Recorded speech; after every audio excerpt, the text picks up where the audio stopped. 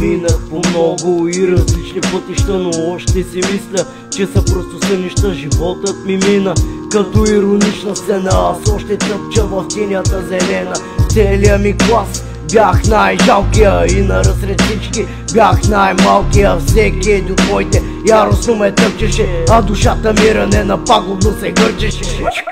Викат ми Ивайло или просто Ивака, честният човек всеки гледа да го цака. И като инат, В като воля, А като агресия, К като коля, А като агънца по пъти над път.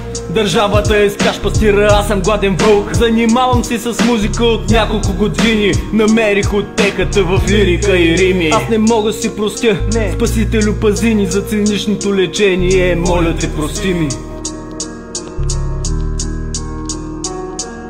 Прости ми. Искате да превъзпитате народа, виждам това навсякъде, спрете за Бога. Колко хора са умрели за свободна България, днес превръщат се в Саудитска Арабия. Никъде не виждам вече българския дух. Спомнете си за битките на Крумия с Парух. Помнете си за Шипка или Нови Батак. Народа ослепял и потъва в мрак. Уважавайте майка България, преживяла възходи и падения. Дала децата си, за да сте живи вие днес, за да сте свободни. България е над всичко.